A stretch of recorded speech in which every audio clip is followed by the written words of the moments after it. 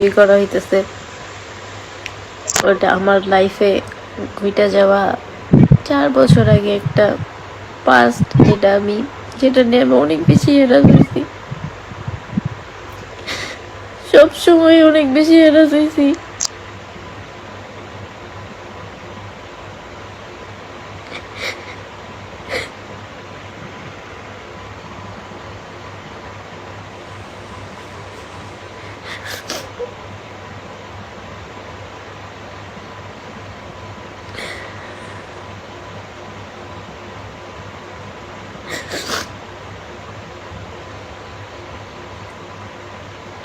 আমি এগুলো থেকে বের হয়ে আসছি,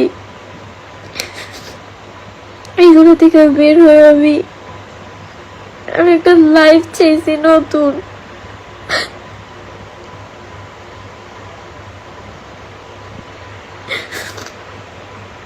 কিন্তু এটা মানুষ হইতে দেয় নাই। এখানে না ওর কোনো দোষ, না ওর ফ্যামিলির কোনো দোষ। ওর ফ্যামিলি আমার অনেক বেশি ভালোবাসতো, অনেক বেশি আদর করতো।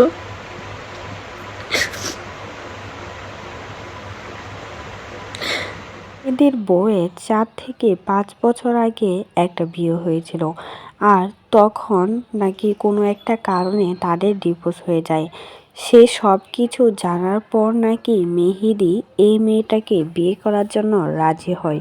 মেহেদির ফুল পরিবারও নাকি সব কিছু জানে, আর জানা শোনার পর এখন মেয়েটাকে রীতিমতো ভাইরাল করে এখন ছুঁড়ে ফেলে দিয়েছে, এমনই দাবি করছেন মেহেদির বউ। মেহেদির বউ বললেন, ও আমাকে অনেক সাপোর্ট করেছে, আর আমার সব কিছু জানার পর ও আমাকে বিয়ে করার জন্য রাজি হয়েছিল। তবে জানি না কেন আবার এখন মদ ঘোরাচ্ছে। পরিবারের চাপের মুখে পড়ে সে এখন আমাকে বিয়ে করতে চাচ্ছে না, তবে এখনও আমাকে সাপোর্ট করে যাচ্ছে। এমনই কথা লাইভে এসে কান্না করে বললেন মেহেদির বউ।